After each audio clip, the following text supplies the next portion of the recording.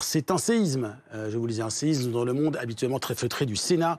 Joël Guerriau, sénateur de Loire-Atlantique, a été mis en examen, suspendu par son parti Horizon. Bonjour Fanny Wegscheider, on va aller plus loin évidemment avec lui. On lui reproche d'avoir drogué à son insu une députée. Que sait-on de cette soirée? C'était mardi. Oui, mardi soir, en effet, Sandrine Josso, qui est donc cette députée qui a porté plainte, eh bien, se rend au domicile de Joël Guerriau. C'est un ami qu'elle connaît depuis une dizaine d'années et il l'a invitée à célébrer un événement. Elle se rend donc dans cette soirée à 20h à son domicile parisien du 6e arrondissement de Paris. Là-bas, il lui sert plusieurs verres.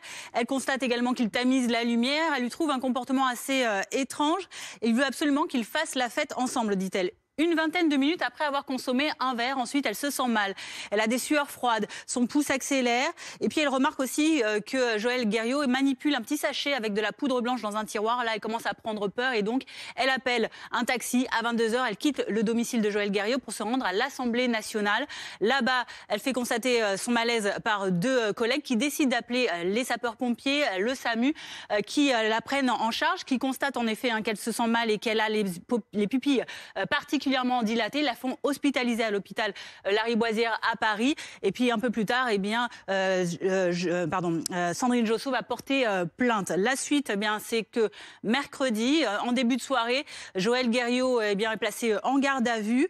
Une perquisition est également menée à la fois à son bureau et à son domicile. Dans son domicile, on retrouve d'ailleurs un sachet avec de l'ecstasy et puis des traces d'amphétamines, d'opiacés, de cannabis, de cocaïne, de méthadone et de MDMA sont retrouvées dans son sang lors des analyses toxicologiques menées pendant la garde à vue. Vendredi soir ensuite, donc 2 jours après, à l'issue de cette garde à vue, Joël Guerriau est alors mis en examen, placé sous contrôle judiciaire et il participe également à une confrontation avec Sandrine Josso. Fanny, on rappelle que Joël Guerriau reste présumé innocent, mais que dit-il? Quelle est sa version des faits?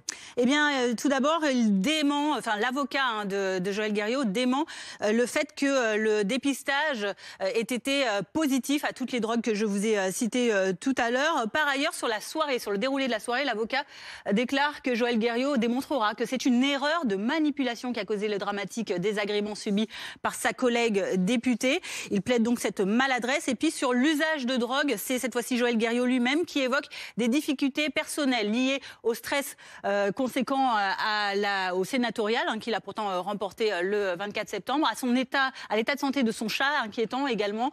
Et puis il déclare également que l'euphorisant qu'il a donc reçu lundi soir, la veille de la soirée, lui avait été fourni par un ami, membre du Sénat dont il ne donnera pas le nom.